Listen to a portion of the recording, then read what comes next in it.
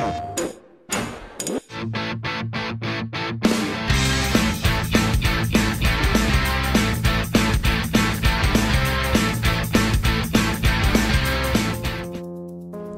my name's Jonathan Amor. I'm the Technical Director for Supermassive Games. I'm Tom Heaton. I'm a Senior Designer also at Supermassive Games.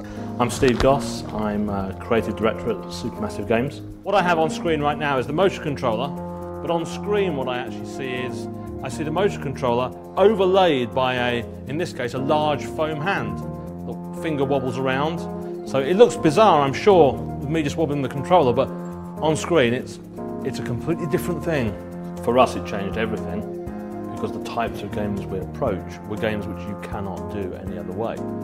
By augmenting reality, by putting you inside the game, that's not the experience you've ever had before. You're no longer puppeteering a remote character in a game.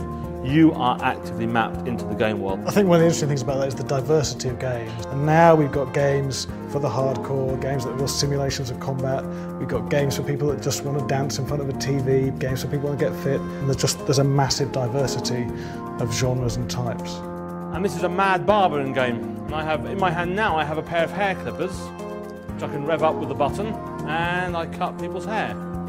And they tell me what haircut they want, and I have a few seconds to do each one. I think the development of games themselves has changed quite radically as well. I've gone from sort of a couple of guys in a back bedroom doing everything themselves through to sort of larger and larger and larger teams, and I think we're now seeing a backswing back to sort of smaller teams focusing on great gameplay and making games that people really want to play again. This game is based around, again, this very precise controller device, and I'm actually painting, filling out almost like a paint by numbers kind of template. I don't think difficult is in any way part of the contract that you make with the player with a motion controller.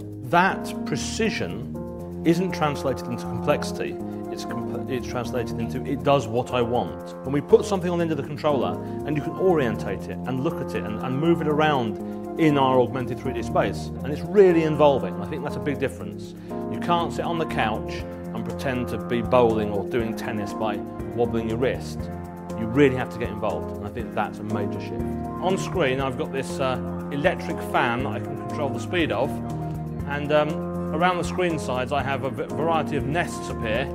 I just flick the little chicks into their nests using the fan.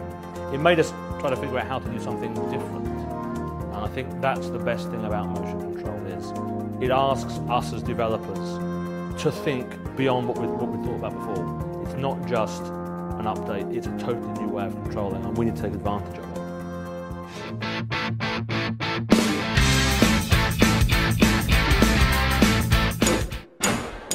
PlayStation